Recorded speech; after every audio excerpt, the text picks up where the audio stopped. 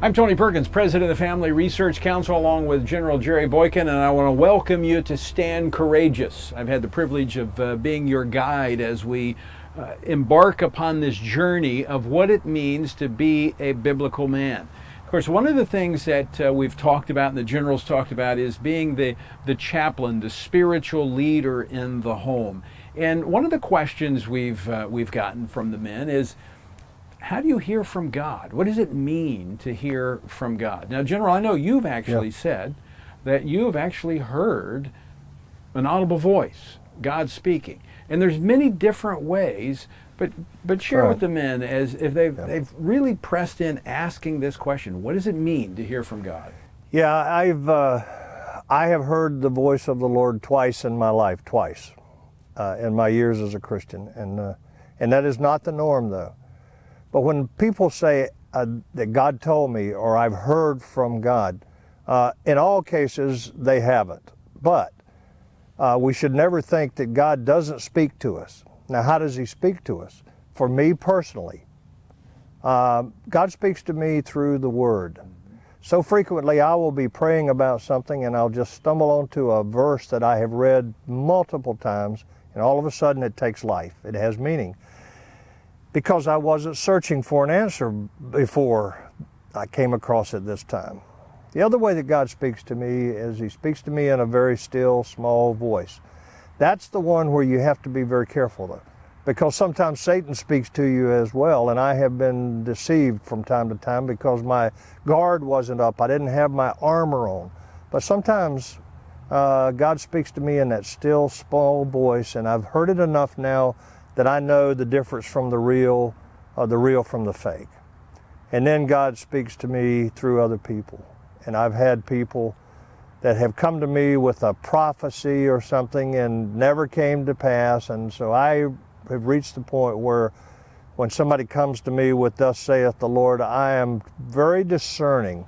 But I will also tell you that people have come to me with a word that I know was from the Lord because it was exactly what I was praying about. And the Lord confirms that. You know, the Word says between 2 or 3 witnesses. So oftentimes those individuals that come up and say, you know what, the Lord has prompted me to say this, it coincides exactly with what you read in the Word or what someone else shared to you. So that's when you pay attention. But here's a couple of really kind of, I would say, guidelines. Number one, use the term "God spoke to me" sparingly. What do we mean by that? That's a conversation stopper. If your wife says something, you say, well, the Lord told me. Well, I mean, how are you going to trump the Lord? So use it sparingly and be sure you're saying it to the right person. The Lord impressed upon me in my study, and explain. As I read the Word, the Lord showed me this morning. And I think that's the primary way the Lord communicates to us, is through His Word. So that underscores the need for us to be in the Word. If you want to hear from the Lord, be in the Word of the Lord. That means you got to have that daily Bible study, which is a key part of Stand Courageous, doing the Bible study guides, and discerning that still, small voice. And to the General's point, you know, you got to make sure it's the voice of the Lord, and sometimes it's the confirmation through the Word and through what others might share with you. That's why the discipleship group, the D group, is so important in having that battle buddy, that accountability partner. Let me just add something on this, Tony. When you're searching for an answer, when you're seeking the Lord to give you an answer to something or to give you guidance in something, there's a point at which you need to stop praying and you need to start listening.